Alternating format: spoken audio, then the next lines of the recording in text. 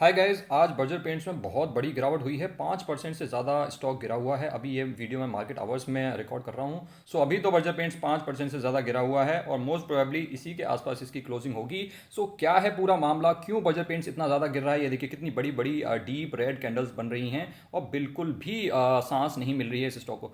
सो क्या कारण है बर्जर पेंट्स के गिरने का, आइए इस वीडियो में जानते हैं। दोस्तों एक्चुअली हुआ क्या, कल आए थे भाई एशियन पेंट्स के रिजल्ट्स। एशियन पेंट्स जो है वो पेंट सेक्टर का लीडर है, आपको पता ही होगा।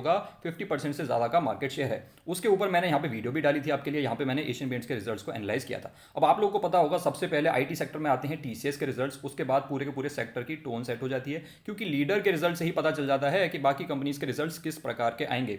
और उसके बाद फिर बैंकिंग सेक्टर में एचडीएफसी बैंक के रिजल्ट सबसे पहले आते हैं। फिर बैंकिंग सेक्टर का सबको पता चल जाता है। आपने देखा होगा एचडीएफसी बैंक के रिजल्ट्स आने के बाद ही, क्योंकि रिजल्ट्स इतने शानदार थे, सारे के सारे बैंक्स भागना स्टार्ट कर दिए। एक्सिस बैंक देख लीजिए, एसबीआई देख लीजिए और बाकी सारे बैंक्स देख लीजिए। वैसा ही हुआ है बर्जर पेंट्स के साथ। एशियन पेंट्स के कल रिजल्ट्स आए और क्योंकि रिजल्ट्स इतने ज़्यादा वीक थे, उसके चक्कर में आज एशियन पेंट्स तो गिरा ही हुआ है, लेकिन एशियन पेंट्स गिरा है सिर्फ 2%, 1.5%।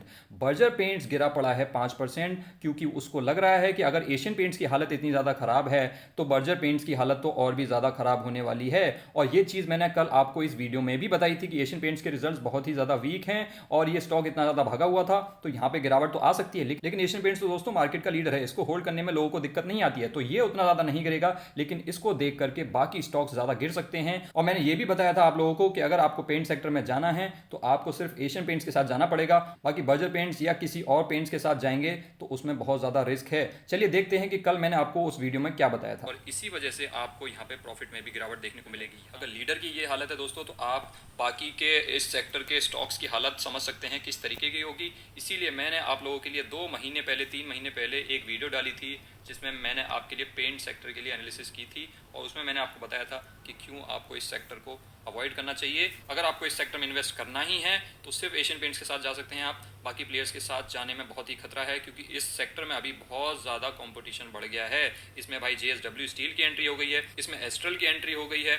इसमें एक और कंपनी है ग्रासिम, उसकी एंट्री हो गई है जो कि आदित्य बिरला ग्रुप की कंपनी है।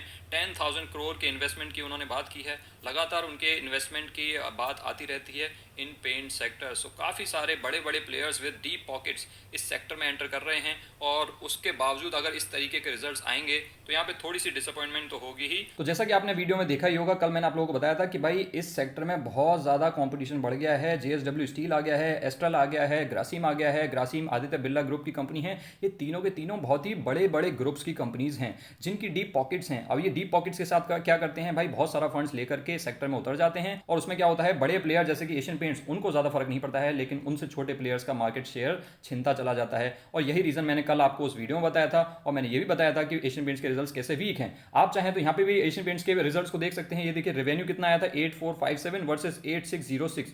क्वार्टर ऑन क्वार्टर यहाँ पे फॉल है, और वाई वाई बेसिस पे तो यहाँ पे इंप्रूवमेंट होगा, क्योंकि जो कंपैरिजन है वो लोअर बेस से हो रहा है, कोविड वाले क्वार्टर से हो रहा है। सो रिजल्ट वीक थे, लेकिन एशियन पेंट्स रॉकेट हो रखा था, तो आज उसमें थोड़ी बहुत गिरावट आ रही है। इसमें आप बहुत ज़्यादा गिरावट अभी भी एक्सपेक्ट नहीं कर सकते, क्योंकि एशियन पेंट्स बहुत ही ज़्यादा स्ट्रॉन्ग शेयर है। लेकिन इसको देख करके बाकी स्टॉक्स गिरेंगे, जैसे कि आज बर्जर पेंट्स गिर रहा है, और बर्जर पेंट्स बहुत टाइम से गिरे जा रहा है। आप प्रॉफिट में भी देख सकते हैं, ऐसा नहीं है कि सिर्फ रेवेन्यू में फॉल है। प्रॉफिट में अगर मैं आपको दिखाऊं तो यहाँ पे दिख रहा होगा 1036 से 803 हो गया है।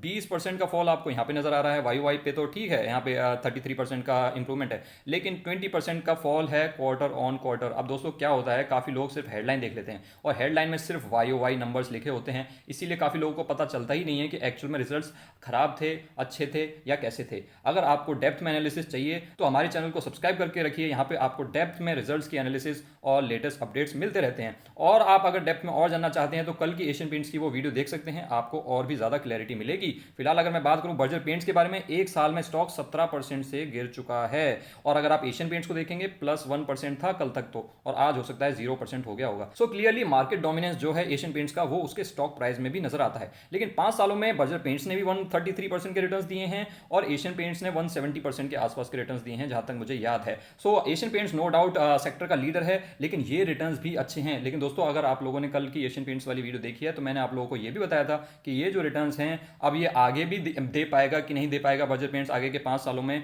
इस पर मुझे बहुत बड़ा डाउट है, इस पर मुझे क्वेश्चन मार्क है।